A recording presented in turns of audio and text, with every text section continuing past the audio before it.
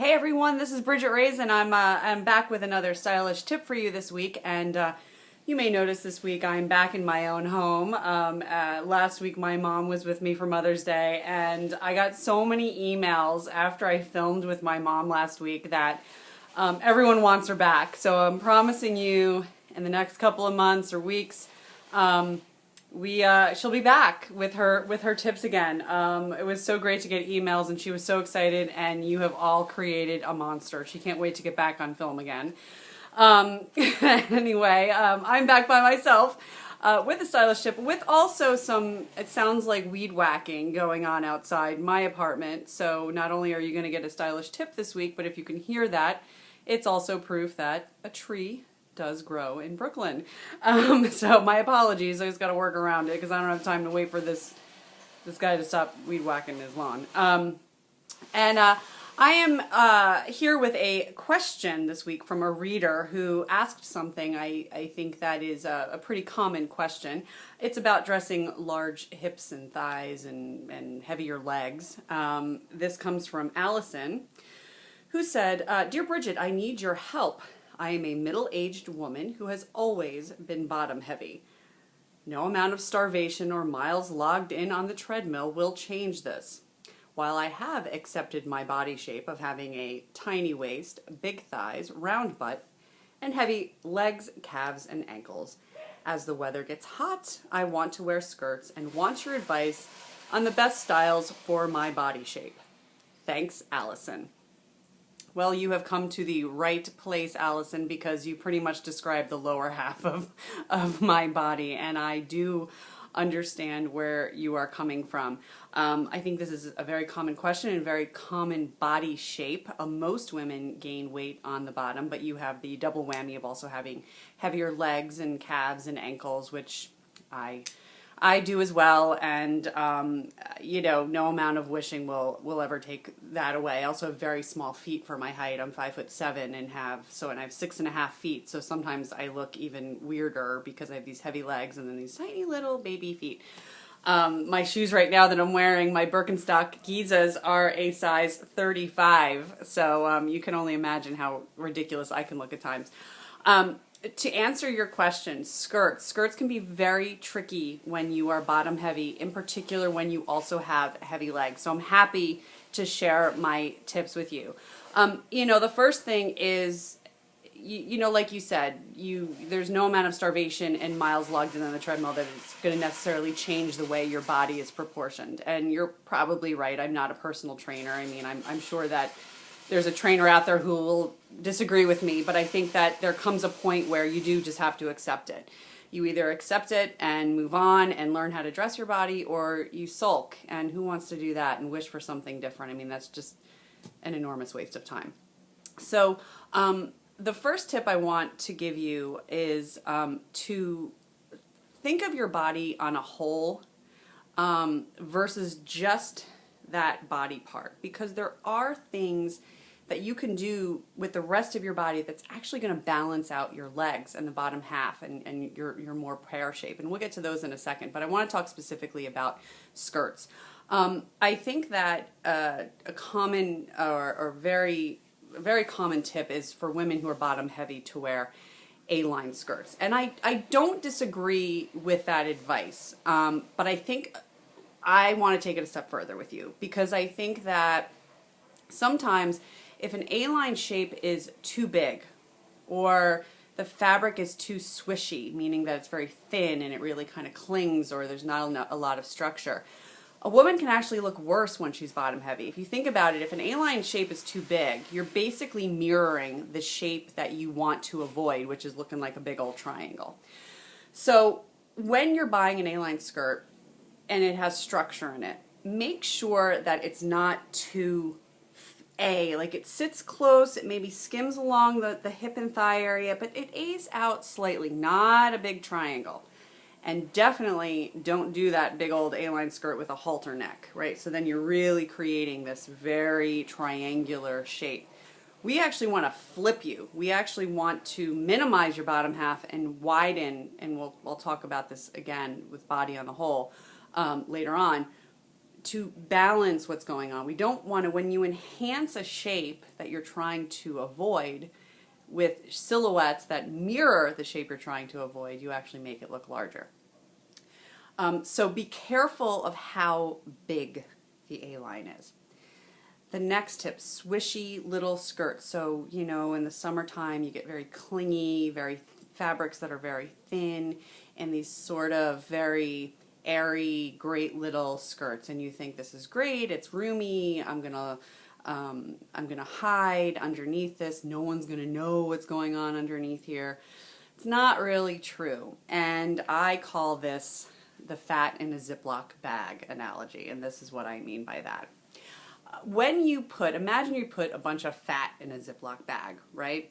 So there's no container, and the container is it moves, it jiggles, there's nothing to kind of hold the fat. So the fat's going to just jiggle around in this bag, and there's nothing really containing it.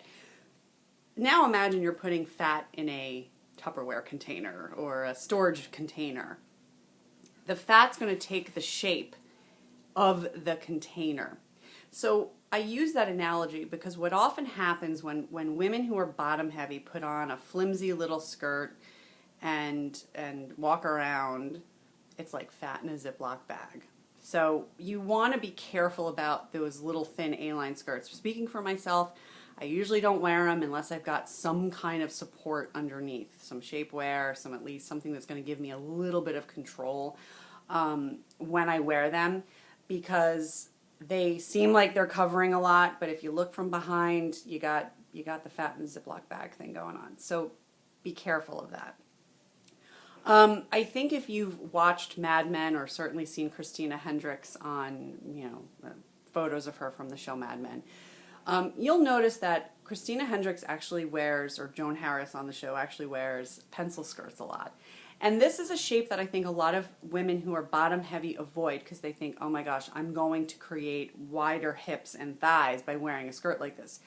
But it's actually quite the opposite. I love a pencil skirt on a woman who's got curves. I think that what it does is actually, especially if she's nipped at the waist, it gives you a very hourglass figure. Now, unfortunately, as much as I think fashion is trying to bring back the idea of a woman with curves, I still think we gravitate towards a woman without any curves. And women who are built like you and built like me, who are curvier on the bottom, we feel like we're not supposed to be embracing our curves. But what's great about a pencil skirt is a pencil skirt will work with your curves and actually make you look a lot more balanced and proportioned than an A-line skirt will. Joan Harris never wore an A-line skirt. I can't really think of one time you ever saw her in a very, very stiff A-line in the whole entire series, at least thus far. And often she's in a very slim pencil skirt. And what you want to look for in a pencil skirt is actually that it pegs slightly at the hem, which means it tapers slightly.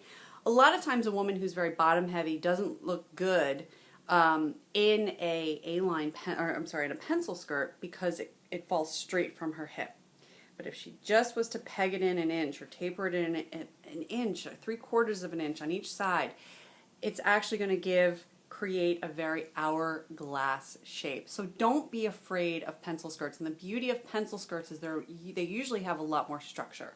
And the fabrics that they're in usually have a lot more beefiness to them, which means that you're putting fat in a container versus fat in a Ziploc bag. So for work, let's say, or if you're getting dressed up, don't be afraid of the A-line skirt and think you have to, the pencil skirt and think you have to run to the A-line.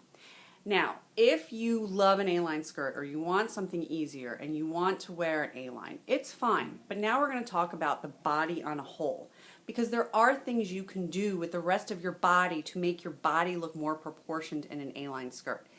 The first is, you mentioned you have heavier calves and ankles, and I was saying I have the same problem.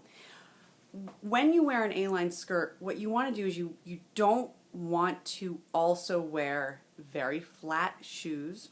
And if you must wear very flat shoes, which I completely understand, you want to make sure that they're either lighter in tone, they don't have an ankle strap, because what's going to happen is that ankle strap's going to make your leg look shorter, the calf and the lower part of your leg look shorter, The ankle strap's going to cut you off, and it's going to make your legs look heavier. If you could even go as far as a small little heel, like a 1-inch on a shoe, a pair of sandals in the summer versus a completely flat one, or look for a color that more closely matches your skin tone, what you're going to do is create a longer line of the leg, and the leg's going to look longer, and anytime you lengthen a body part, you make it look slimmer. So this is why if you're going to do an A, you have to think about, well, what else am I doing with the rest of my body that could balance out what might not be working for me with this A-line skirt. So your shoes are very important to consider, especially if you have heavy ankles and heavy calves, because I don't know if you're old enough. Well, you said you're middle-aged, so there's a good chance you saw Fantasia. What I think of when I think of a woman with heavy legs in a little flippy A-line skirt and flat shoes is I think about the hippos and I think the elephants in Fantasia. That's the visual I get because that's what I look like when I do it. So if I'm going to wear an A, I will usually make sure my shoe color matches my skin tone, or I have a very small heel, and I do not own a pair of ankle strap shoes. They're just going to make you look very bottom heavy. The next thing you can think about, and I don't know how wide your shoulders are. I happen to have a big chest, but I also have very narrow shoulders. So for me, and for women who are very bottom heavy, what you want to do is counterbalance the bottom half of your body. And counterbalancing means to bring weight to the opposite end to create a look of balance. It's why women who have large thighs and hips look good in bootcut pants, because the wider hem counterbalances the hips and the thighs and the butt. You can do this with a top as well. Earlier I said avoid halter tops because they're going to make you just look like a very big A shape.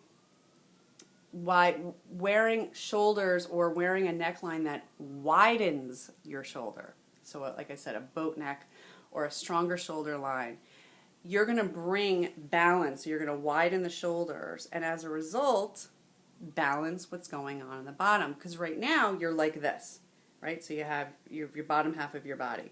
If you open your shoulders, you're going to widen it and optically make the bottom half of your body look thinner.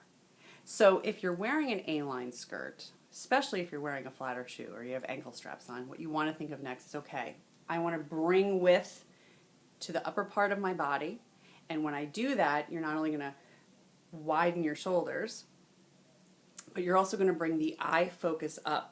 Because if you have too much going on the bottom and you're too bottom heavy, the eye gets pulled to the bottom half of your body, and as a result, you look wider than you really are.